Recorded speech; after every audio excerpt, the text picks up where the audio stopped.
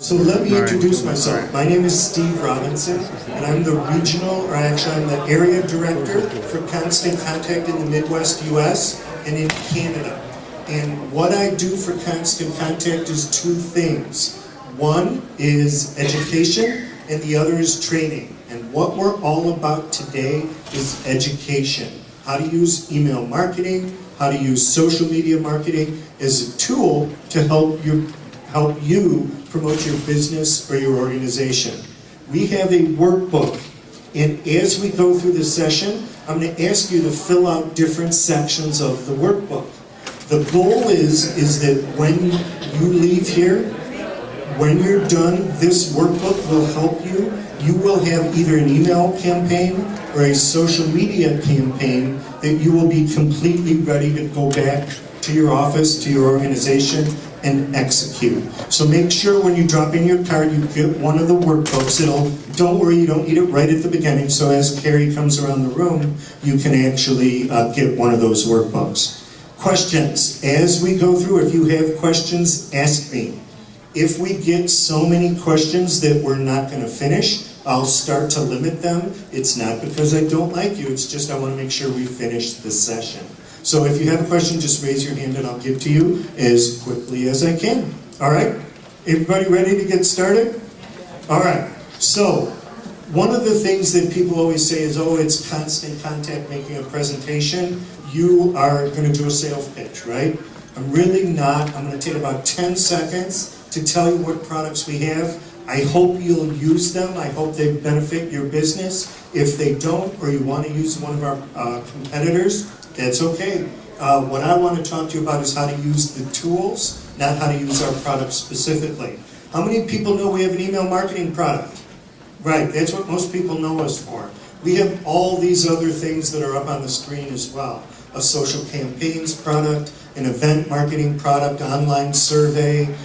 We have a single platform, all different kinds of things to help you market your business. So if you're interested, you can get free trials on just about all of them. Go to our website, check it out, go to our booth today. You'll get more information about those. That really wasn't a very bad commercial, was it? All right, so let's go on. I told you earlier, if you're interested in getting our social media guide for Chicago, all you need to do is scan the QR code that's on the screen. So if you have a QR reader on your phone, take it out now, scan it. If I change the slide before you get the opportunity to do it, we have the same QR code at our booth, and we're in row H. You can scan that as well. If you don't get time to do either one of those, that's one of the reasons I want you to drop your business card in there so that I can send the guide to everybody that came to the session. Make sense? So somebody play Jeopardy music for me, and then I'll answer one question, and I'll move the screen. Yeah, if you don't have a business card, Carrie has some blank ones. You can just fill it in on there. Yeah. So the key is talking to Carrie. She's got a lot of power today. All right? Carrie actually works at the Constant Contact office in Waltham, Massachusetts. She came all the way. They think they know how to play hockey in Boston. We know they don't. But that's a whole nother story. All right. Let's get started. Let's talk about some different social media tools. Just by a show of hands, how many people in the room are using Facebook to market their business? So you all have business accounts. How about LinkedIn? Who's using LinkedIn for business? Okay, not as many as Facebook, but still a lot of people. How about Twitter? Who's got a Twitter account they're using for business? Not as many as LinkedIn or Facebook. That's pretty common. Now, how about those other tools, those other social media tools that are a little more visual, like Pinterest and Instagram and YouTube? Who's got a YouTube channel for their business? Really, really powerful and effective. If you don't have one, I encourage you to sign up and get one. How about Instagram? Who's using Instagram? Okay, a few, not that many. And how about Pinterest? Who's created Pinterest boards for their business, not personal? Again, a few people, but not a whole lot. What I want you to think about doing as you go forward, I want you to think about how can I use all of these different tools together to benefit my business. Again, it's not which tool do I like the best. It's where my customers are, where my prospects are. That is quickly going to become the tool that's the most important tool for your business. Now, one thing I want you to think about, though, is when you're using social media, you need to be using email marketing. Quick question, how many people have been on Facebook so far today? Okay, how many people have been on Twitter? How many people have checked their email today? A lot more of you, yeah. So if you've read that Wall Street Journal article that says email is dead, don't believe it. More people are always going to be going back to their email marketing, to their email in order to communicate with people. So again, don't think of I'm using email or social media. What this session is all about today is how can I use my email and my social media together to get the very best results. So I wanted to share what I found to be a really scary and interesting statistic all at the same time. There's about 6 billion people on the planet, and there's about 4.8 billion that have a mobile device. That's not the scary part. What the scary part is that only 4.2 billion own a toothbrush.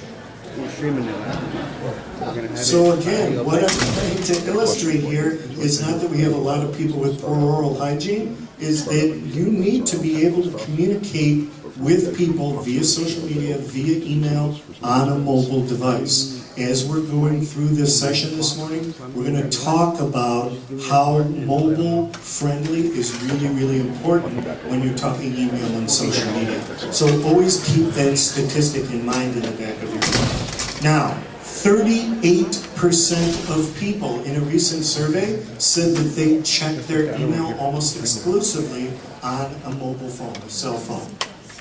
That number, 38%, is really going up very quickly. I saw 2 recent studies after this study was done. One study brought the number up to 42%.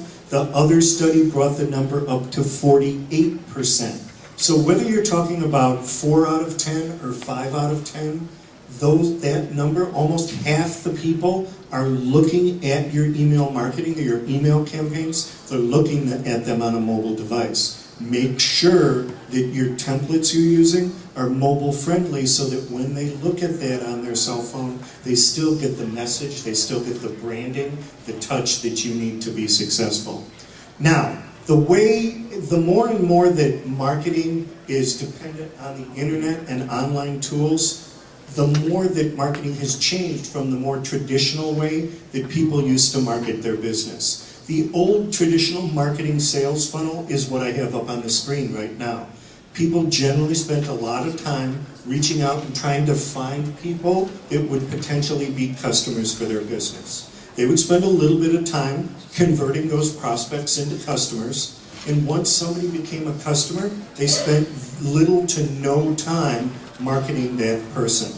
And that's something that is completely wrong. The more and more people use online marketing, the more that sales funnel has kind of reversed itself and flipped upside down.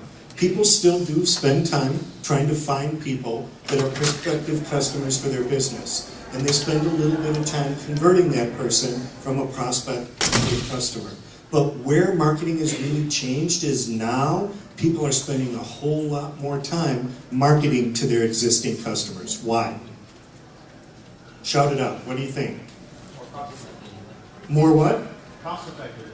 Maybe more cost effective. What else? Those existing customers are your viral. Those existing customers are your viral source. All the people that are connected to your existing customers, their social networks, you have really no other way to reach them other than through that person. And if you can get an existing customer to share information with their network, now you're reaching a whole bunch of people you had no other way to reach. And not only that, people that tend to join together in social networks, they tend to have the same demographics. So if your customer is sharing information with their network, they're generally sharing information that are demographically very similar, which makes them a good customer for your business as well. Now, when you think about social media marketing, isn't social media marketing simply the same thing as word of mouth marketing. But it's different in one sense. It's like word of mouth marketing on steroids because it happens a lot faster and it happens with a lot more people. When I grew up, the way that I shared information about a business that I liked or didn't like, a business that I had a good experience with or a bad experience, the way I shared information generally was either over the back fence, talking to my neighbors and friends, or at my house it was over the kitchen table. We like to eat in my family, if you couldn't tell. So we always shared that information over the kitchen table. And that's how people learned about those businesses that I had good experiences with, the ones I wanted you to try because I thought they were so great. And that's what I want you to think about doing with social media. Instead of talking to people over the back fence or at the kitchen table, I want you to talk to people on Twitter, Google+, and LinkedIn and Facebook, and share and get them to share that information that way. And now you're using word of mouth marketing on steroids to really get your business a little bit better. The good thing about social media when you're talking about small business, and I'm going to assume that almost everybody in the room is a small business. Do we have any Fortune 500 companies in the room represented? The big advantage that a small business has over a Fortune 500 company or over a big box store is your personality can show through. And you can have, as a small business, whether you're the owner or a general manager, you can have a conversation with somebody that's very authentic, very personable. The big box stores, the bigger companies and corporations, they have trouble doing that, and it's really hard.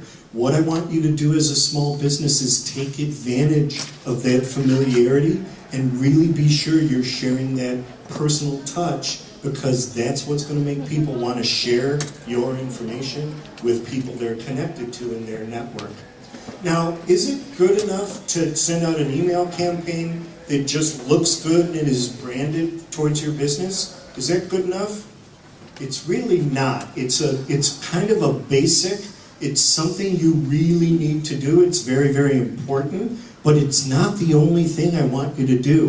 What I want you to think about is, how can I make this email campaign here that looks good and represents my business? How can I make that email campaign work with social media? So the way to do that is to use the two things that I like to call your best friends now. The first one is called a social share bar, and it sits up at the top of your email. And what that social share bar does is it lets anybody that gets your email campaign share it with a social network that they use. You don't have to use that social network. It's the people that get your email campaign. So if you send me your email campaign and I loved it, and I think people in my network would like it, I can click on the Facebook button and I can share your email campaign with everybody I'm connected to on Facebook. I can do the same thing on Twitter and LinkedIn, and that red plus is not for Google Plus. It really opens the door to about 20 other different social networks people use. I can take all that and I can share your campaign. And now, because I'm sharing it, I'm actually kind of endorsing your business and your campaign, and you as a business person are now reaching all those people in my network. Now, obviously, everybody doesn't open it up, but it certainly increases the reach I have to other people. The other thing I want you to think about doing is, at the bottom of your emails, make sure you put a link to the social networking sites that you're using. So if you have a YouTube channel, make sure you link people to your YouTube channel so they can see your videos. Link them to your Facebook page or your Twitter page. Maybe they'll follow you. Maybe they'll like your page. Always make sure you're using the different tools together to reach more people and get the very best results. Now, one thing I'm going to say before I go on is, if you don't have a workbook from Carrie and you haven't dropped your card in the basket, make sure you raise your hand so Carrie knows you still need to get a workbook. All right? So, what we're going to be talking about as we go forward is marketing, and how marketing at its very core is all about eliciting a physical and measurable response from the people that you're marketing to. So the first thing I want you to do, the very first exercise, and I had one here, there it is. First exercise I want you to do on the cover of this workbook, I want you to go in and put in the framework for a marketing campaign that you're currently doing that works for you. And just take like 30 seconds, a minute, and Carrie will get to you as quickly as she can. Make sure you put down what the marketing campaign is, what the goals and objectives are, and how that campaign has worked for you. Did you get good results? Did you get bad results? So I'm going to shut up for about 30 seconds and let you guys write that down.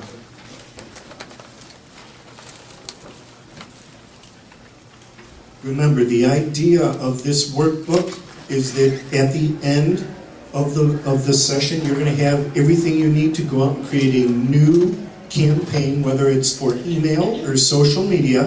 You're going to have everything you need to do that campaign and be effective with it. All right? So again, put your hand up in the air if you don't have a workbook or have dropped in a card. I'm making Carrie run. She's gonna get even with me later on. All right. Okay. So when you're doing that, again, put down goals and objectives, put down the campaign type that you're doing and the channels that you're doing it on. And then if you have time, write down the results. Did it work? Did it not work? Were you satisfied or not? As we go forward, we're going to be talking about 3 different things. Setting goals and objectives. We're going to be talking about the campaigns and the types that you could do and the channels you might want to do them on. We're also going to be talking about how you can get measurable results and why that's important. So first, let's talk about goals and objectives. Next thing I'm going to put up on the screen are some common goals and objectives that people have when they're doing any type of campaign. One very common goal is to get new customers. Another one might be to get not just any customer, but to get your current customers buying from you again, a second time. Another objective that's common for marketing campaigns is to nurture leads. Maybe you did a trade show and your objective is to nurture those leads you've got at the trade show and convert them. If you're a nonprofit, maybe it's to engage with your members or the advocates that you're working with, or maybe you want to increase donations. Those are probably, up on the screen now, the most common goals and objectives people have. But they're not the only objectives you can have. One thing I want you to think about, those objectives on the last slide were pretty generic and they weren't very specific. I want you to try to make your objectives as specific as possible. For example, instead of just getting donations for your nonprofit, maybe the objective is to drive donations this month. Instead of just getting information to people that might be customers, maybe it's delivering content to those people you talk to at a trade show or an expo like we have today. If you were a restaurant, maybe your objective would be not just to bring in customers, but it would be to fill up your seats on Sunday night, because that's the slowest night for a restaurant. Sometimes it's Monday. But try to be as specific as you can with your objectives. It's a lot easier to create a marketing campaign to a specific objective instead of a general one. So that's why I want you to try to get and be as specific as possible. Now, when you're putting down things on this workbook, and for the purpose of today's discussion, I want you to try to focus on one objective at a time. It's certainly possible for someone to do a marketing campaign that has multiple objectives. But what I want you to think about today is I want to focus on one specific objective and see if I can achieve that. All right? So when you're putting down the objective, what action do people need to take in order for that objective to be achieved? How are you going to measure the objective?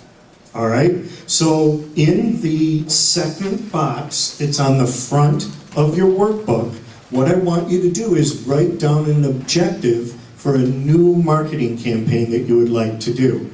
Again, you have space probably for more than one objective, but only write down one. All right? The next thing I want you to do is, what does success look like? Tell me, this is what my goals and objectives are. This is how I know that I achieved it. And again, if you can be specific, then that's going to be better. All right? So take a couple of minutes. Do we have a volunteer in the room that would talk about maybe their objective out loud? Anybody want to volunteer? We have 100 people in the room and I don't have one volunteer. There we go. All right. So tell us who you are, and what your objective is, and then kind of answer those questions as we go forward. I'm Tina Laurie Harris. I have a business called the Green Door Grocery and Garden. I'm an urban ag business, and my objective is to let the community know that we're there. We're in the back of the yards neighborhoods, which is underserved. And right now we're using Twitter, Pinterest, and YouTube, showing us grow food and showing the battle of the deserts. So how are we going to tell if you're successful? The number of followers increasing, real followers, not bot ones. People repinning our boards, and people actually calling us, like physically reaching out, wanting to know who we are. Okay. So what I'm asking you to do on that little box in the front, it's not hard. She just did it in about 25, 30 seconds. She told us exactly a new campaign that she wanted to do and how she was going to know if it was going to be successful. So please finish that up, or again, some people I know you don't probably want to do this right now. You can take this back to your office, do it later, do it at home. But again, if you can do it as we go forward, that's awesome as well. So the next thing I want to look at is talking about running campaigns and running campaigns on different channels that make a difference for your audience. So what is a campaign? It doesn't matter if we're talking about email campaigns or about social media campaigns. All you're doing with any type of marketing campaign is pushing out information to people and eliciting or pulling a physical and measurable response from them. That's all I want to all I want you to think about when you're creating a campaign. It doesn't have to be rocket science. It can be something very easy and very basic. So let's talk about some of the different types of campaigns that people commonly do. So what is the first one I want to point out? A welcome campaign. How many people in the room have actually done a welcome campaign? By a show of hands. Very few. So let's give a couple of examples of what a welcome campaign would be. If you're using Twitter and you get new people to follow you, and then you post after that, I want to thank at CTCT Illinois and at Joe's Bar and Grill for following me on Twitter and posting that. All you're doing is welcoming people to your family, to your network, and acknowledging their presence. When you do that, you begin to build a relationship. Let's talk about a welcome campaign on email. So let's say on your website you have a bubble or a button that lets people go to your website and join your email list. With Constant Contact, one of the features of our product is when somebody joins your list automatically, the program sends out a welcome email. You can customize that welcome email to say whatever you want. It can welcome them, it can let them know how often you're going to be emailing them, it can let them know what you're going to email them about. If you want, you can even put a coupon down at the bottom of your email and give them an opportunity to come into your store and get a discount. Again, all it's simply doing is acknowledging their presence, their status, and giving them a reason to engage with you in a deeper manner. Really good. Now there's a bunch of other types of campaigns that you could run as well. How about a campaign that is put out there to create a discussion? How many people have done that? Again, think about doing that. One of the best things you can do with social media marketing is to get people to actually answer a question or post, have a discussion, comment on what you're putting out there. So a couple of things I like to do is a multiple choice question or a fill in the blank that encourages people to tell me what they think about what I just posted. The more you can get people to comment on the posts you make on Facebook, the more your posts are going to show up on their feed. That's kind of the way, without going too deep, that's one of the ways to make the Facebook algorithm work for you. Yes?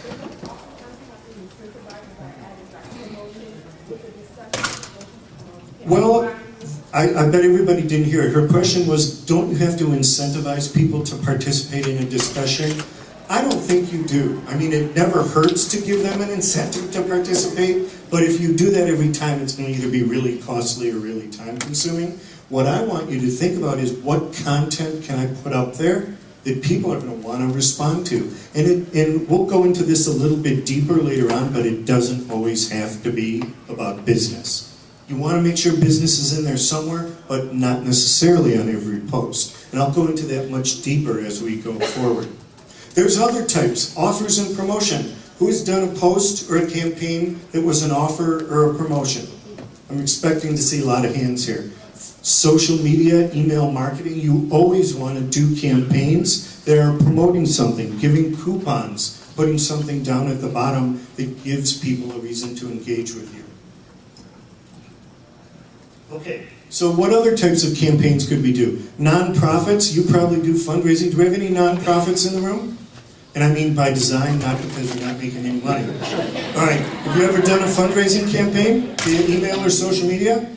If not, think about doing it. You can collect donations online. It's really an effective way to get people to engage with you.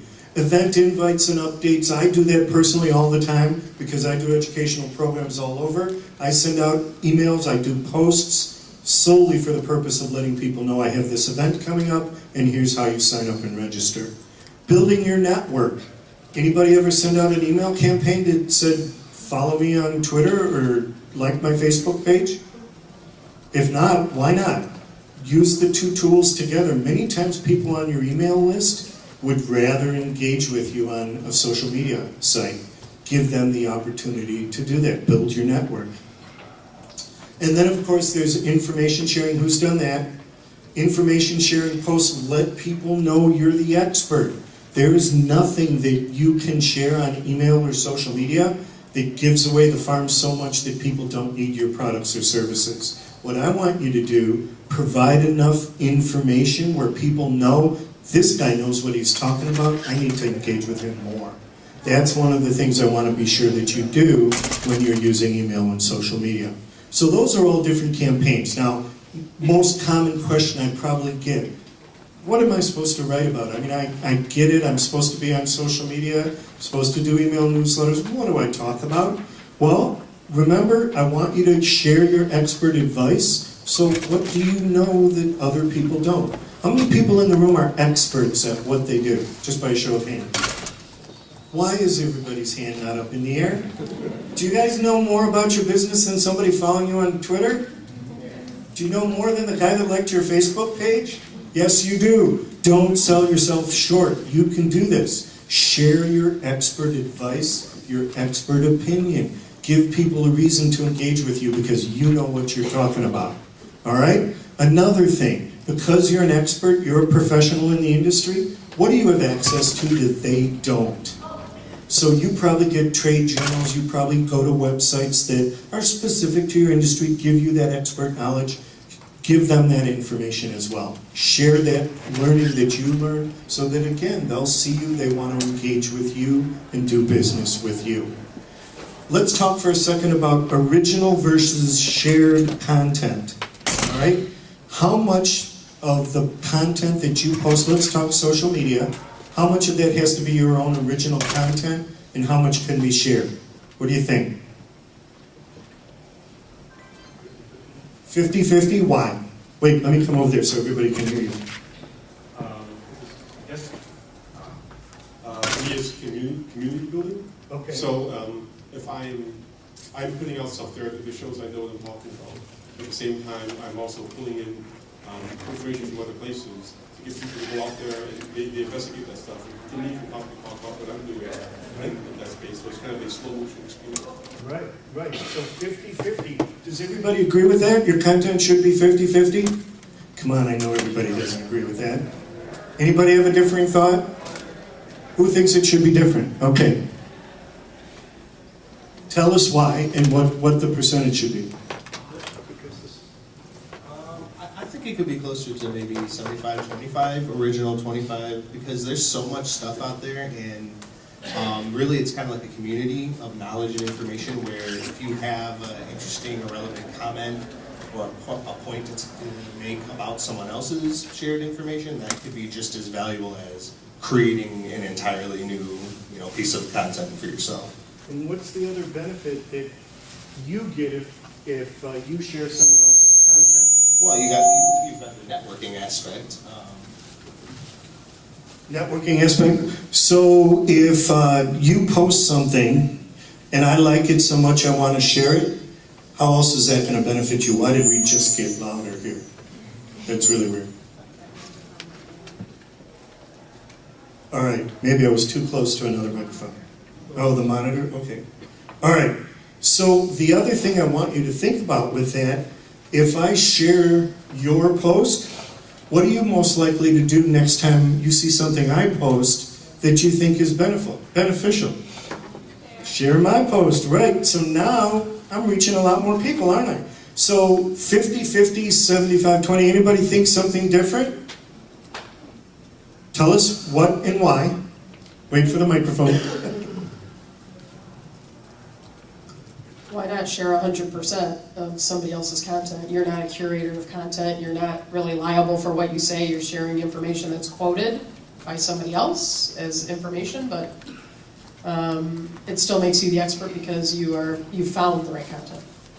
Right, I see a lot of people that do that. One thing I always would say, if that's going to be your strategy, make sure you tell people in your network why it's important, why you're sharing that information. So we've heard 50-50, we heard 25-75, and we heard 0-100. Which is the right percentage? Right, there is no magic bullet, guys. It's what works for you and what works for your network. And we've heard 3 really good reasons for people to use the strategy, the percentage they mentioned. So I want to make sure you're aware of that just because company A does 50-50, that doesn't mean you have to do 50-50 as well. So always think about it. There's no right or wrong. That's the good thing. You do what works for you. How much content is enough? Well, that's one of the big mistakes people make. And what I want to say, whether it's social media or email marketing, less is more. You're not writing Gone with the Wind. You're doing an email newsletter. You're posting on Facebook. We want it short and to the point, all right? Make sure it's valuable and relevant for people, but it does not need to be long. What I want you to do is focus on one idea, one call to action at a time, and move forward from there. Really, really important. Quick story. There was a guy who is a customer of Constant Contact. He was doing an email newsletter and he was not getting the results he wanted. He had a lot of people that were unsubscribing. He had a lot of people reporting him as spam. He had a lot of people just not opening up his email. So he talked to some of his customers and he did a survey and he asked them, why are you not engaging with me? Well, what he found out was he was trying to do way too much. He was asking people to do a lot of different things and his email newsletters were like a book. So what he decided to do was to change his focus. He actually even changed the name of his newsletter. He changed the name of his newsletter to One Thing. And all he did was every time he sent out an email campaign, it focused on one thing, one valuable piece of information, and one thing that he wanted people to do. Now, I'm not saying that you all should change the name of your newsletter to One Thing, but what I do want you all to do is focus what you're trying to get done. Don't try to do too much because it'll actually work against you. Yes? I noticed that when a company sends me an email every day, and some companies, they do crazy things like that, I just unsubscribe because they're irritating me. If you send me something once a week, once a month, I can understand it. I'm happy to see you. But if I see you every day, you're gone. Absolutely. I think a lot of people have that same attitude, but don't make the mistake that some people do, is that now I'm not going to send you something every day, but I'm going to take everything that I was going to send you once a day and put it in one email. That's just as bad in a lot of cases. So focus one thing at a time, and that's going to give you a little bit better results. Say it really loud so I don't have to run all the way over there. I have the same issue that lady does with emails I receive from the same company every day. However, I'll keep them on my, I won't unsubscribe. I look at their title. If their title is very descriptive, that'll get me to open it up. Otherwise, I'm not interested in that. Yeah, really good point. We're going to talk more about subject lines in a minute, so I'll agree with you and then I'll hold off until we go into that. Now, the other thing I want you to think about with the less is more issue, remember, either 4 or 5 out of 10 people are looking at your email campaign on their phone, so it's got to be short in order to engage with them. All right? Now, look at these different things that these businesses chose to do an email campaign about. One did a campaign about a feature that Time Magazine did on their business. But it doesn't always have to be something that big. It could simply be a campaign about your October specials. Or you could do a campaign about all the different things you have going on in your organization over the course of a summer or a fall or something like that. You could do a campaign that focuses on the products or services your business has to offer. Or you could do a campaign about a one-time event like a play or a show or something like that. Those are just a few ideas of different things that you could do that focus on one specific issue that are real easy for you to get that information out to your audience. Another thing I want you to think about is as you're using a lot of these different tools together, don't think you have to write different content for Facebook and for Twitter and for your blog and for your website and for your email newsletter. What I want you to think about doing is repurposing and reusing your content. Let all these different tools that I mentioned, let those drive people to the destination where your content lives. A lot of time that content lives on your website. Sometimes that content lives on your blog. But drive people to the different destinations with a post on Facebook or with a tweet or with an article in your email newsletter. Don't do separate content for every site that you're looking at. And again, and this is just a graphical illustration of what I just did. You may use your email campaign to drive people to a board on Pinterest. Just link them and make it easy for them to find it. So what are some of the different offers that you might want to do? We talked about these a little bit really quickly. So I won't go deeply into these, but your offer might be a discount, a coupon of some sort. It could be a downloadable content, much like the social media guide that you can get by attending the session today. It could be about your products or services or hints and tips to be successful in what you do. It could be a campaign to support a cause and make a donation or volunteer. It could be to get people to attend an event. All these different offers can be really beneficial for your business. Now, one thing I wanted you to think about is, should I be posting, and I'm talking Facebook here, should I be posting text or should I be posting with images? So let's look at the stats. A regular post that includes a link to a video gets 100% more engagement than an all-text post. What I mean by engagement are likes, comments, and shares. That's engagement, all right? When you post with a picture, you get 120% more engagement than an all-text post. And when you post with a photo album, your engagement goes up to 180%. So looking at these numbers, you're thinking, boy, I better be including a picture or a video or an album in every post I make, right? No, who said no? You're right, you win the prize. The reason the answer is no is if you're talking about reach, you get better reach with an all-text post than if you include any images. So to get everything you want, which is engagement and reach, you need to mix up your posts to some that include images and some that are all text. And if you follow a lot of businesses or other people that you think are successful, look at how they generally mix up their posts between those that include images and those that are all text. That's going to give you the very best results. All right? And again, always keep that 4 or 5 out of 10 in mind. All right. So which channel is the most important channel for your business? More people raised their hand that they were on Facebook. Does that mean Facebook is the most important channel? No. Not necessarily. What you need to do is talk to your customers, talk to your prospects, and find out what channels they're on. Are they using Facebook? Are they on Twitter? Are they on LinkedIn? Do they just want to get your email newsletters? What is the channel where you're going to be able to reach the most people in your audience? All right? And again, you're probably going to need to use a variety of different channels to reach a good percentage of the people that you're trying to communicate with. So again, email, social media, use them together. Use email as a way to get people to join your social networks. Use social media as a way to get people to join your email list. And then share the information.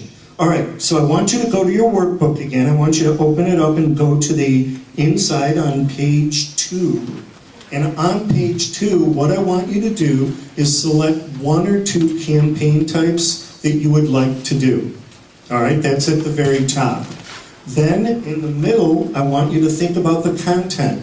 What is it that that email campaign or that social media campaign is going to be about?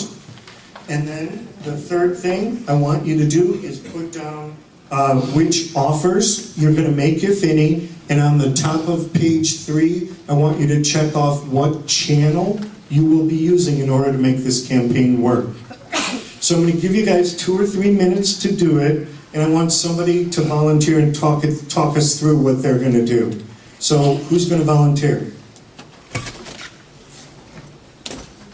Oh, I'll pick somebody. So somebody, come on, somebody step forward and volunteer. Who wants to do it? Nobody wants to do it. Who's got a bright, smiling face? We can't use you because you did it already. Oh, there's a volunteer over in the back. Okay, good. All right, so wait for the microphone, and then you can tell us all who you are and walk us through what you're going to do.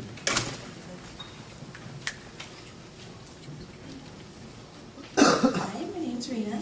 I am starting a nonprofit organization for children to express themselves through art that have diseases like cancer and have been abused, and we are trying to get funding for it. So the first campaign that I'm going to do is email campaign, reaching all of my contacts and my partners' contacts. Okay, and what are the purpose? Is it going to be to invite them to an event, to give them a special offer, just to inform them? To sell pieces that my partner has made to go to the foundation. Okay, art pieces? Okay, and what is the content of the email going to be, the email campaign? It is going to have a video Okay. of the event that we've done before for the children. It will have just a little snippet of what we're trying to do, what we're trying to accomplish, and that's pretty much it. Okay, and are you going to make any kind of a special offer to the people that open your email campaign? No? No? Anybody have any ideas of offers she might want to do for her nonprofit? Shout it out. Kickstarter. Kickstarter. So have your email with your Kickstarter link so people can make donations or gifts. Awesome. Thank you. Interesting. Interesting. Anybody else have an idea? That's how we learn. She's going to need volunteers as soon. Volunteers, yep. And ask for a pitch for volunteers. You have a lot of competition. Do you know about Snow City Arts? Yeah. Okay. Why didn't you think of just joining on with their organization instead of starting your own? It's not really a competition necessarily. It's just a different way of doing it. Right, and remember, whether you're a nonprofit or a for-profit, I think competition is good. There's enough supporters and business out there for everybody. It's just why is your organization or your business different that would make somebody want to engage with you as opposed to another organization? All right? So good. So you all should have completed your workbook all the way through the top of page 3 where it's talking about different channels. All right?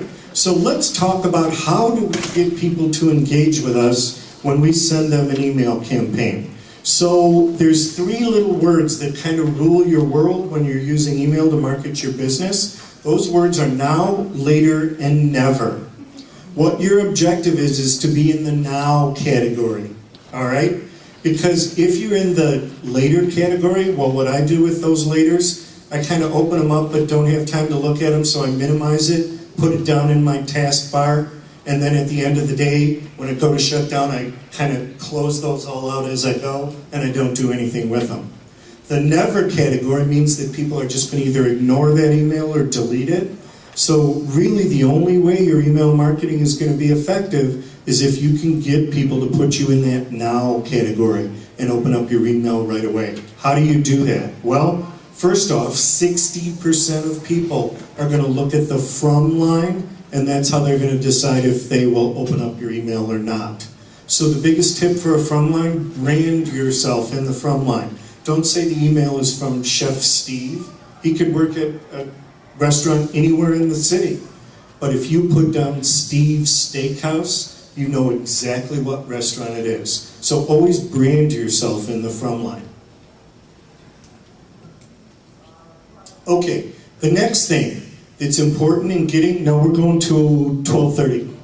So we have 35 minutes, not 5 minutes. All right, so thank you though. So the next thing that's most important is the subject line.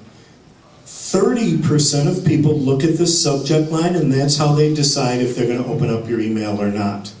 All right? For the subject line, don't put down October newsletter. Don't put down news from ABC Company. What I want you to do is incorporate a benefit that someone will get if they open up your email. All right? So 5 great tax tips. 3 reasons to attend our special grand opening. Give people a reason to open up your email. That will be more effective. And then finally, when are you sending your communication? That's really, really important as well. So we're going to go in a little bit deeper to how do you do all these 3 things the right way. With the from line, what I want you to think about is how can I make myself most recognizable? And the way you brand yourself or build yourself on Facebook and with your email and with your Twitter, it should be recognizable to people across those different platforms so that they know what business they're getting it from. Remember, you may be using some or all of these different tools here, so you need to make sure people know who you are. If you're using email marketing, you need to make sure you know what the CAN Spam Act is. So you can go to this address right here and download the CAN Spam Act. And if you're having trouble sleeping at night, just read the CAN Spam Act. Before you go to bed, you'll be asleep in no time at all. But what I really want you to think about is, seriously, follow the rules. If you follow what the CAN Spam Act tells you to do, your results are going to be better. So at least from a high level, you should know what the CAN Spam Act is all about. All right, so let's talk about looking good. As we mentioned earlier, looking good alone is not enough.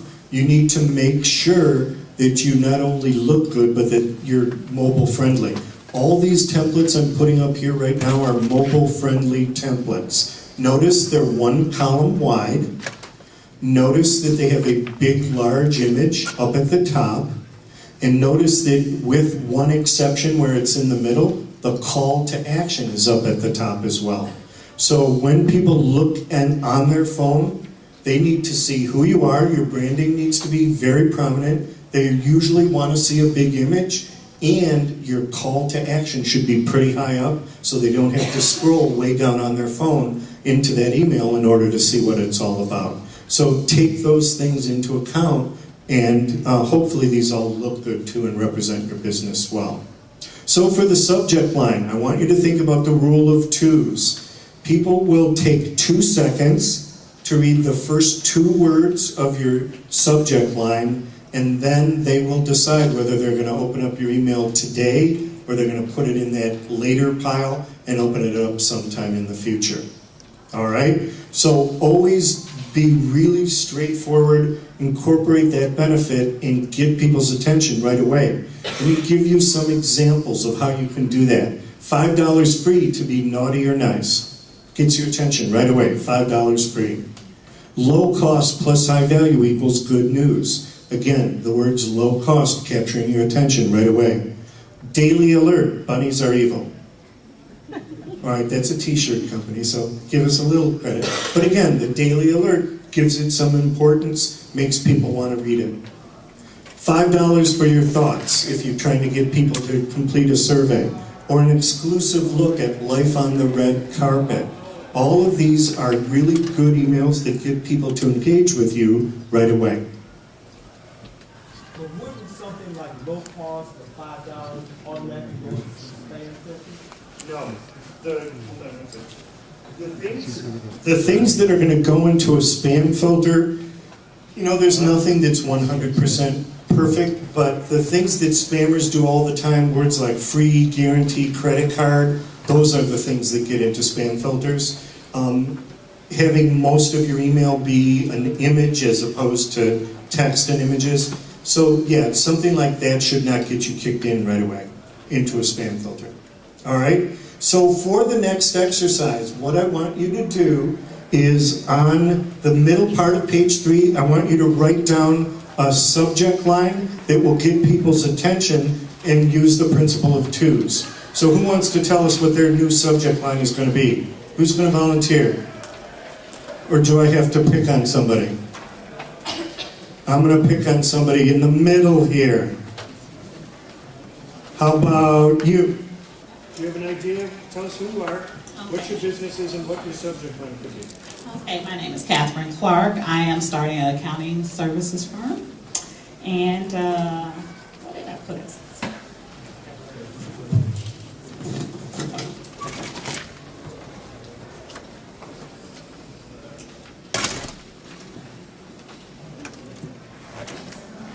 Tax consequences of a short sale. Okay, say it one more time. Tax consequences of a short sale. Tax consequences of a short sale. Is that a good subject line? I like it. I like it. Anybody, who would open up that email if you were thinking of selling your house, especially on a short sale? Yeah, so it's good. So always try to get people's attention right away. The only other thing you might want to do is focus on the potential loss or benefit of a short sale, and you could do that as well. All right, so let's talk about a couple of general things here. For social media, how often should you post? What I want you to think of as a baseline is 3 to 5 times a week, and then I'm talking mainly Facebook. So 1 post a day, Monday through Friday, is a good number to post. It will get you good viewership within the Facebook algorithm. If you're talking about Twitter, I would tend to say 3 to 5 times a day is a good amount to be posting. One thing I want you to look at is using automated tools to help you. Tools like Hootsuite. Anybody in the room use Hootsuite? Hootsuite, great tool, lets you post things in advance, lets you schedule them for different networks. Really good way to help you be successful and not have to spend all your time on there. For email, the most common frequency is once a month. I think that's too little. I want you to do it at least twice a month. So you would maybe want to do an email newsletter once a month, do a promotion or an advertisement of some sort, do something like that. That would be a good amount to post there. Okay, quick question. Yep. As the question was with the new Gmail inbox, is there a way for you to get your emails right into their inbox as opposed to being filtered into people? You can't. What you need to get them to do is to say that they basically want to. So encourage people to take your email campaigns and move them into the inbox. When they do that, then it will start to get your campaigns right into their inbox. However, you can't do that. It has to be something they do. So you need to maybe encourage them to do that within your email campaign. All right? So, again, what we've seen so far is it does have some effect on your deliverability, but not a huge effect. At least the information we've received so far, tracking the open rates, they're down a little bit, but they're not down significantly. So we consider that good news at Constant Contact. All right? Okay. So the other thing is, with your email campaign, what's really important is, are you sending it to them when they're going to be at their computer to get it?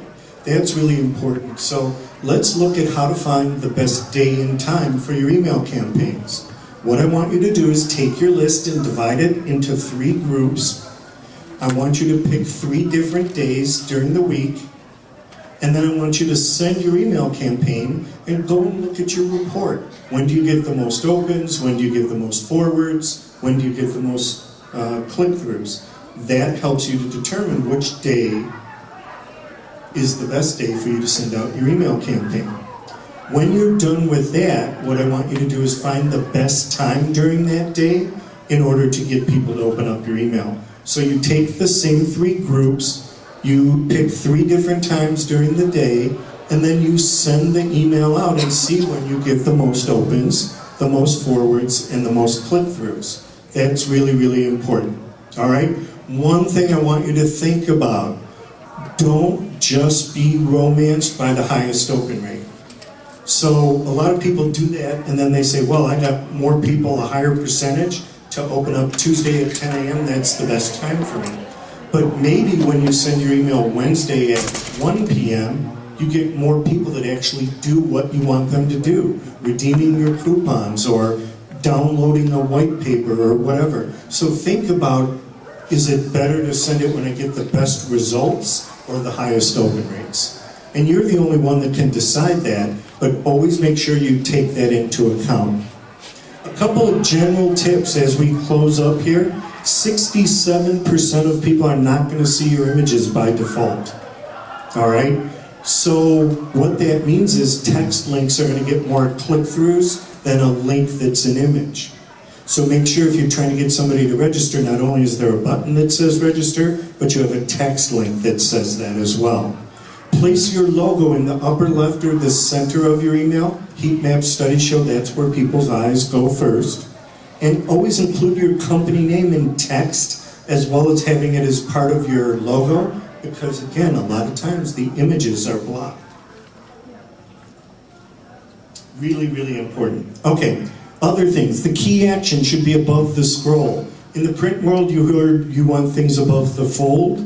In the email world, you want things in that first screen before people start to scroll.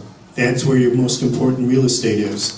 We talked already about giving people too many choices. Don't ask them to do too many things. You need to make sure that all your images are clickable. People love to click on videos and images. Take advantage of that. Make it a link that drives them to somewhere on your website where it will benefit them. And then make sure you send yourself a test email so you know what your email looks like on your phone, on your laptop, on your iPad, wherever your people will look at it. The last one, and I'm going to let you just do this, the last 2 parts of this workbook to complete your campaign is write down which day and which time you think is the most effective for you to do that test with, and then actually go ahead and test it out before you send out your email campaign. So now you have the best sending day and the best sending time. So real quickly about results and getting a measurable response. One of the things I want you to look at all the different things you could use to measure that are going to tell you whether your campaigns are successful. Are people clicking on a link or downloading information? Are they calling you? Are they scheduling sessions online? Are they going into your store? Are they making donations? Those are some of the common objectives people have. They're not the only ones, but those are generally what people are measuring to determine whether their marketing campaign was a success.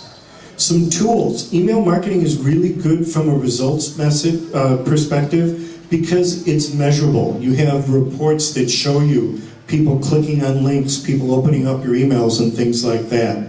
You can brand it with your colors and your logo. And you also can use it in conjunction with social media to make sure you're generating revenue. I want you to make sure you're building your list both online and offline. So offline, I want you to put a sign-up form at your cash register. I want you to put it in the check at the end of the meal or on a registration form if people do that for you. Wherever people are engaging with you, give them the opportunity to join your email list. There's a lot of online things you can do to build your list as well. You can put an app on Facebook right below your cover photo that allows people to join your email list. You can put a link or a bubble or a button on your website and let people join from there. And you can actually, at the bottom of your email, put a link to let people join your email list so that if people share your email, the person they shared it with can join your list as well. So there's other tools you can scan. You can create a QR code and have people scan the QR code and join your list. You could have them text to join your list. You could use different applications for people to join your list as well. So finally, in conclusion, what I want you to really think about is this is not hard. A lot of people get intimidated with social media and they're scared to do anything. All I want you to think about doing is being yourself and sharing valuable and relevant information that gives people a reason to go ahead and engage with you. A couple of things that really work are pictures of people, pictures of animals, and pictures of people that other people know. So, for example, if you were to engage with me, you might see a picture of my wife. A lot of people would engage with that. You might see a picture of my youngest son, who really loves it, as you can probably tell, when I put his picture on Facebook. He likes it a lot. You might see a picture of my older son, who is not so happy when I put his picture on Facebook. You might see a picture of my personal assistant, Haley. She doesn't seem to mind when I put her picture on Facebook. She hasn't bit me once when she's seen it. The other thing you can do is put pictures of people that people know. Does anybody recognize that guy up there? The coach? So one of the very best Facebook posts I ever did was when I put this picture of me and Mike Ditka up there. I happened to go